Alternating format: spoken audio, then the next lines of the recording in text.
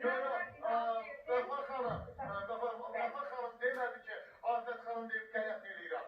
Deyib ki... Yox, elə demədi. Deyib eləməmişsə qələt eləyirəm. Elə də mövzu getməyib. Orada mən Poyad... Bir dəqiqə, Afət xanım, elə şey olmuyor, demədiniz o sözü. Yox, qətiyyən olmuyor, qətiyyən. Belə oldu, Zarar bəy. Mən toya dəvət almışam. Getdikdə gördüm, Nika buradadır. Nikanı görəndə anladım, yəqin Vəfa da buradadır. Vəfa da otaqdan çıxa bilmirdi. Həmin anda, o vaxtı, yayda, onda hələ bu mənim əksəmiyyət verməmişdi.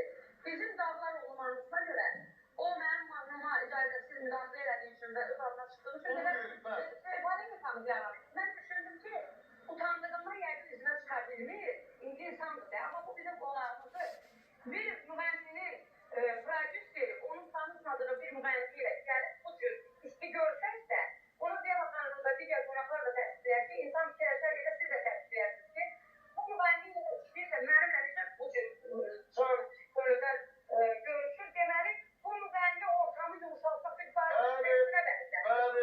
Bəli. Hə, ondan sonra mən bunun bu barışıq jestini belə kobud şəkildə buna səhv eləmədim. Mən həmin Nikaya dedim ki, niyə orada qalıb? Pəncərəsiz otaqdır arkada, hava da yox. Qaranlıq pəncərəsiz otaq. Gəlsin otursun, burada keçən işıqlı yerdə bu naz neymətdən də yetirilsin. Mən qalxdım oxumağa, geri baxanda gördüm ki, oturub mənim stolumda. Amma təbii ki, mən başda oturduğum üçün bu gəlir həyatda oturub. Mən də bu qonaqdır da, toya dəvət alıb, niyə həyatda oturmalıdır ki, bu mənim rəyim. Mən oxuyub bitirdikdən sonra stola yaxınlaşanda ortaq bir xanım var ki, o da tanıyır mən də. Mənə dedi, nə olar, bizim toyda burada barışın.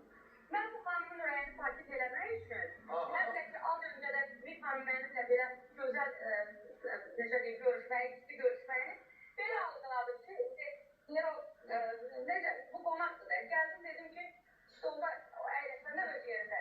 Bu xanıma dedim, ay xanım, siz bizim bax, dedim, sizə baxın. Hoş gəldiniz. Üzümü tutdum bunlara doğru, ümumi. Yəni, bu mənim qabiliyyətimdir, mən düşünürəm ki, hoş gəldiniz.